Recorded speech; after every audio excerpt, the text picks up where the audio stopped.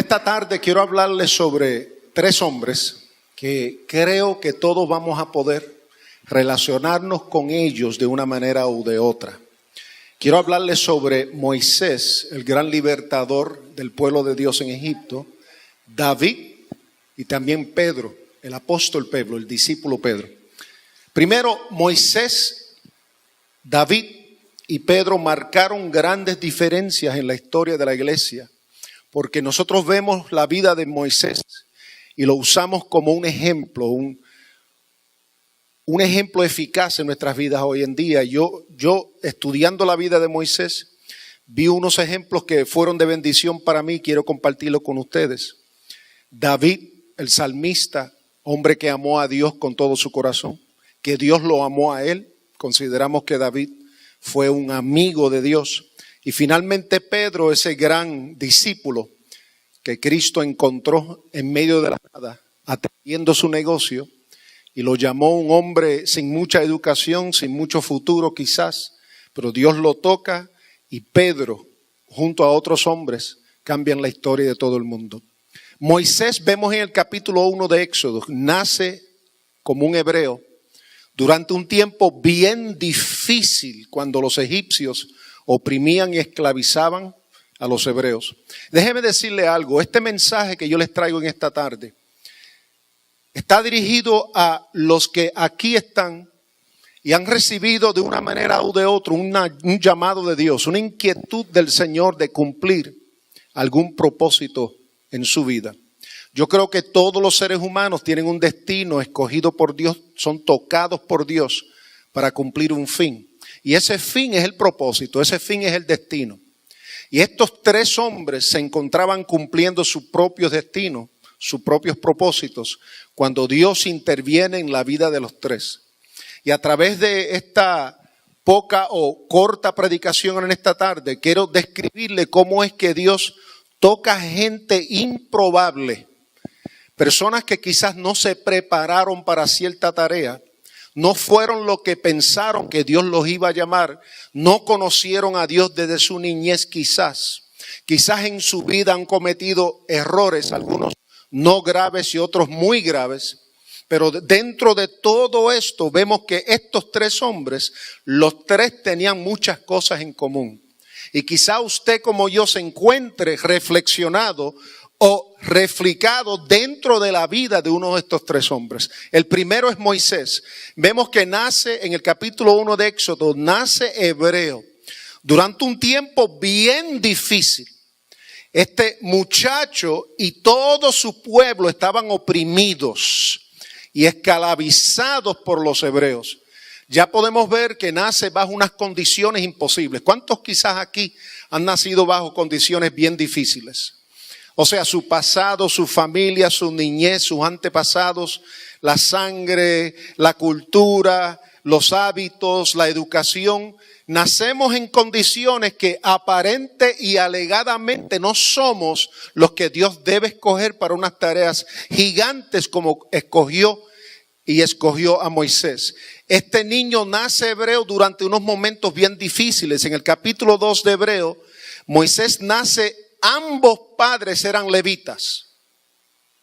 Quiere decir que Moisés nace dentro de una familia de levitas. Los levitas eran los que habían sido escogidos por Dios para ser sacerdotes delante de Dios de parte del pueblo.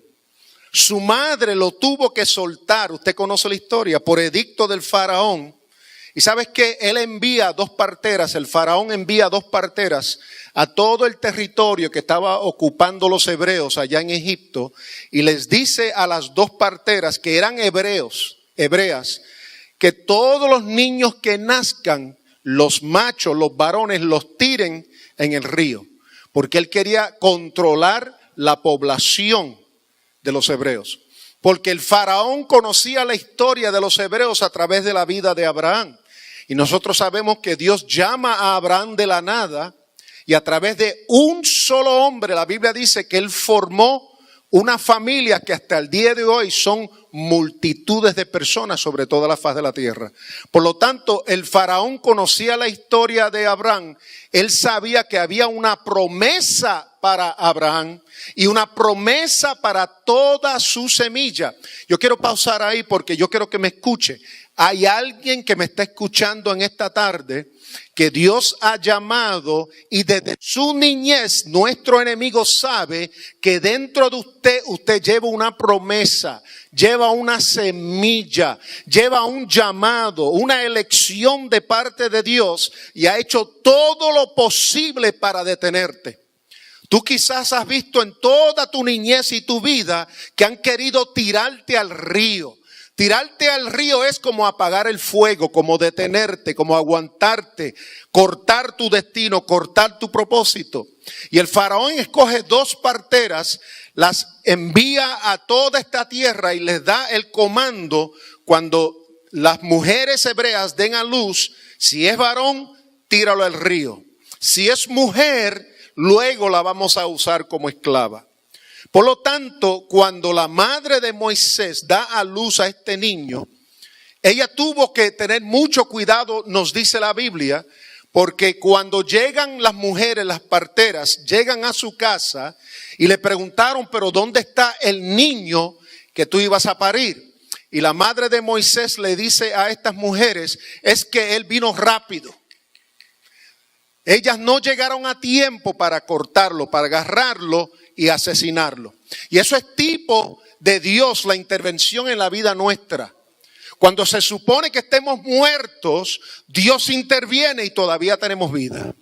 Cuando se supone que yo no esté aquí, si yo hubiera seguido la secuencia de mi sangre o de mi familia, yo no estuviera presente aquí en esta noche predicando el evangelio. Pero cuando llegó el momento para tomar decisiones, yo tomar decisiones correctas o incorrectas, Dios a través de su Espíritu Santo envía una intervención y me ayuda a tomar la decisión correcta. Igualito que le pasó a Moisés, Dios interviene y cuando las parteras iban rumbo a la casa de Moisés o la casa de su madre, Dios hizo que Moisés naciera rápido y cuando las mujeres llegaron, ya él estaba nacido, lo habían escondido y el plan del diablo no se pudo efectuar. Y hay personas escuchándome aquí en este templo en esta tarde y personas que nos están viendo y escuchando por la radio que su destino casi fue cortado en varias ocasiones. Dios tuvo que intervenir, el diablo trató e hizo todo lo posible y para algunos todavía está haciendo todo lo posible para detenerte, para aguantarte. Él te permite un poquito de gozo, Él permite un poquito de presencia de Dios. Pero el propósito de Dios no es un poco nada más. No es alcanzar a un nivel controlado, sino Dios quiere que tú en esta tarde tomas una decisión y decides alcanzar la plenitud del propósito de Dios para tu vida. Y este niño Moisés, él nace, la madre lo esconde y ustedes conocen la historia. 3 meses después, ella entonces agarra al niño y le prepara una canastita bien chévere, que es tipo de Jesucristo, by the way, lo pone en el agua y ese muchacho comienza a flotar dentro del agua en su canastita y las sirvientes de la hija del faraón ven a esto flotando en el agua, lo reciben, lo agarran y esa muchacha, ahora era la hija de faraón, le dice a la muchacha que, by the way, retira, y escucha esta parte de la historia, retira la canastita de las aguas, o sea, las aguas de perdición, porque las aguas del Mar Rojo en esos días tenían una dirección que iba del norte al sur, y nosotros cuando vemos aguas que van del norte a sur, eso es simbólico, eso es típico, aguas que van de arriba para abajo son aguas de perdición. Cuando ella pone ese niño en las aguas, él iba flotando hacia la dirección opuesta. Israel estaba al norte, Egipto estaba en el sur y él estaba flotando lejos de su destino, lejos de su propósito. Cada día más se iba alejando más a la voluntad de Dios en su vida. Pero hubo una intervención y lo que muchos no saben es que la muchacha que agarra la canasta del agua y le dice a la hija del faraón, hay un niño dentro de la canasta, es hija de la madre de Moisés. O sea que es la hermana mayor de Moisés. Dios siempre va a tener a alguien que va a insertar en tu destino en algún momento de la vida, que tiene la sangre de Jesucristo, que Dios ha programado y escogido para sacarte y para ayudarte a virar tu dirección del norte al sur y nuevamente traerte al centro de la voluntad de Dios. ¿Cuántos dicen amén? Y coge la hija del faraón, agarra el niño, lo certifica como suyo, y la parte más linda de esta historia es que entonces le dice a la muchacha, vete dentro de las hebreas y búscate a alguien que lo pueda criar. ¿Y qué hace la muchacha? Ella va y se lo lleva a su madre. O sea que la mamá de Moisés entregó a este muchacho, que ella sabía que poseía algunos atributos especiales. Quizás ella no sabía que iba a ser el libertador, el legislador de Israel, pero sí sabía que en su niño había algo especial. Por eso es que ella arriesga su vida, porque en esos días cuando Faraón estaba persiguiendo a estos niños, él pudo alcanzar y matar miles y miles y cientos de miles de niños. Este niño se salva, se educa con sus padres. Cuando ya es un poco más grandecito, regresa a Egipto, se educa en Egipto cerca del faraón, asiste a las mejores escuelas. Dios lo estaba puliendo para unos altos puestos. Algunos de nosotros, y escúcheme bien, el Señor me dijo esta mañana que dentro de la vida nuestra, de muchas valles, de subidas y bajas, tenemos unos momentos como de revelación de Dios. Como que de repente alcanzamos un punto en la gloria de Dios, pero de nuevo bajamos. Y parece que lo perdemos todo, o regresamos a lo natural, a la vida normal. Y de repente el Espíritu Santo nos llueva de nuevo y nos levanta a un lugar donde creemos que ya alcanzamos el sitio donde jamás vamos a bajar de ello. Y esa fue la experiencia de este hombre. Este hombre, como hijo, como niño y como joven, experimenta ese hebreo y él lo sabe. Se educa en las grandes escuelas de Egipto, está cerca del faraón. Se suponía que él iba a ser quizás uno de los grandes líderes de este pueblo. No es que se iba a quedar ahí haciendo eso, sino que Dios lo alcanzó, lo llevó a esos lugares para que se vaya puliendo. Y hay experiencias en la vida suya donde Dios ha usado para pulirte, para prepararte, y no es para usar tus talentos y tus dones, no solamente para el trabajo o para la vida civil o nuestra existencia acá abajo, sino el fin de tu experiencia en esta tierra es para que te entregues total y completamente a Dios y que Dios te pueda pulir y te pueda bendecir y te pueda usar en grandes puestos de autoridad.